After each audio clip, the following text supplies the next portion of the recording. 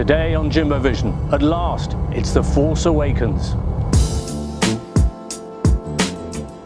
Hello there.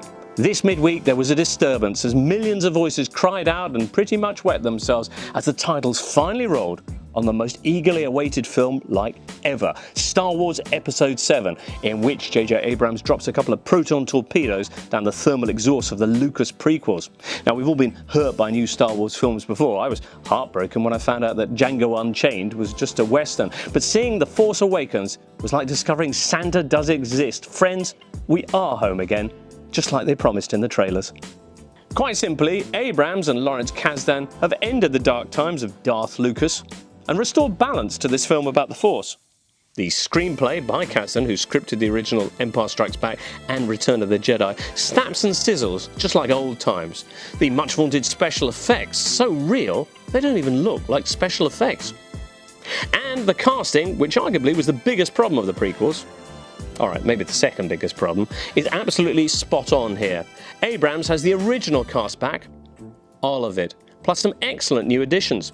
There's Oscar Isaac as hotshot pilot Poe Dameron, John Boyega as Stormtrooper Finn, Adam Driver as Kylo Ren, a kind of Darth emo, and above all, Daisy Ridley, who shines with grit, gumption and grace as Rey, the film's real protagonist.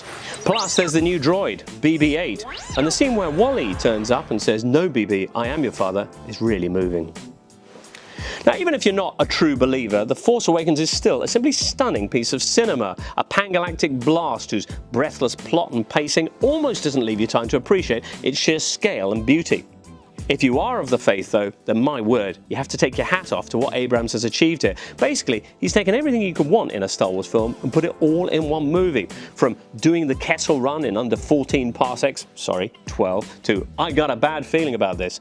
From the old school Mobius stylings of the production design to classic dogfights of X-Wings and TIEs. It's all here, remarkably, without the film ever feeling forced or losing its nimbleness or Saturday morning serial sense of adventure. Plus, there's exactly the right amount of long-eared Gungan in this one.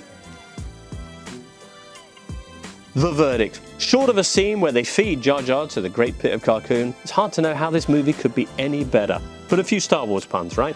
Way to go, Abrams. This film works on every layer. I love my first Luke, and I'm definitely going backer. But enough of my jabber. Hands down, it's the film of the year. 9 out of 10. And thank you.